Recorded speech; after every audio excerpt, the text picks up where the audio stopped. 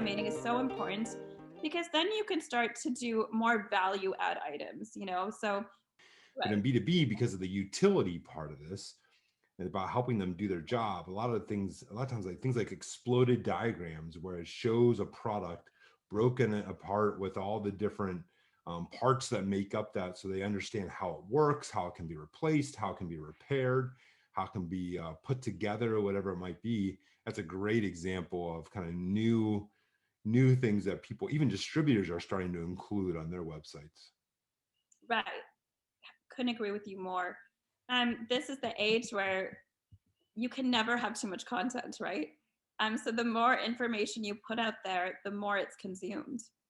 um, when we look at internationalization, that's also really important because I don't know any manufacturer that we work with who just works in the US, right? So you have, APAC, EMEA, all those places who are also looking at your content. And that's not just the website. You're now looking at suppliers and distributors in those countries who want things in their language. So having one source of truth is so important because one, it's easier for your business owner or product manager to find that data. And two, they know that, all right, now that I don't have to go to 5 other places to check if this is the most recent, it shortens my job by about 5 hours. And now I know this is the most recent information, that because I know that the PIM is the source of truth. That also helps with syndication, as I just mentioned, getting your information out. And so now you're doing virtual catalogs so people can see the information when they need it. And often, they'll download it or save the link.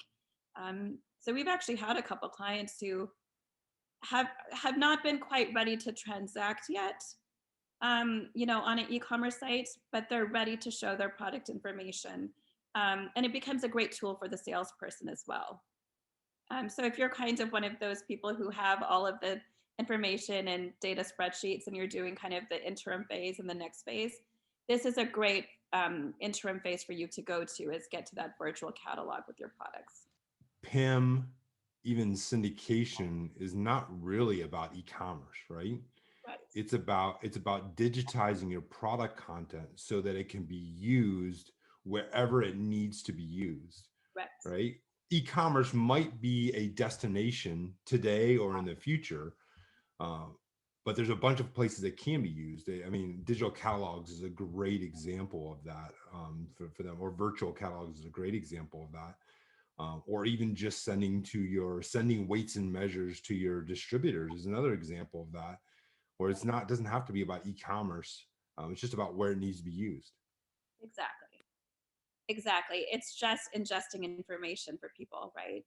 And oftentimes, if we've done some customer research, and a lot of times people are just looking for that information.